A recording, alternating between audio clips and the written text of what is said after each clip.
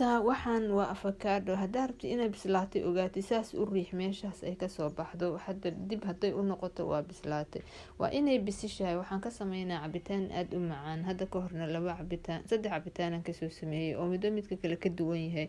Marka laftaa kasoo saara asxaabta runtii avocadada aad ay u fiican tahay. Cabitaankeeda haddaa kaligeed samaysid ma macaana, laakiin waxay u baahan tahay inaa waxyaabo kale ku dardartay si ay macaan u noqoto. Maqaarkay u fiican tahay, caafimaadkoodna ay u fiican tahay. Waxaan ku darayaa 2 xabo oo ah moos.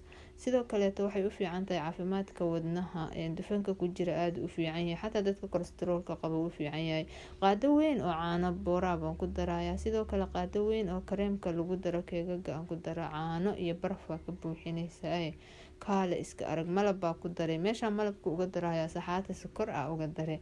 runtii haddaasaan u samaysatid cabitaanka afakaadhada aad u macaan yahay, baraf waa ka buuxinaysaa. waaw, geela la horjoog waayo, waa soo shiidee. runtii afakaadho aaday u macaantahay markaasaan u samaysatid. salaato iyadoo waa kasoo sameeyey. koobkaaga soo qaado, ani hadda waxaan ku qurxinayaa maxaa la dhahaa malab. adi waxaa rabtid jukulaataa saasoo kale ku dhigi kartaa. kaale iska arag, culeyskiisa macaankiisa waqti kaama qaadan, wax jikadaada yaalaa ku darsatay, aadna waa u macaantahay. waa ina kula talinaa afakaadhada inaa saan u samaysataan.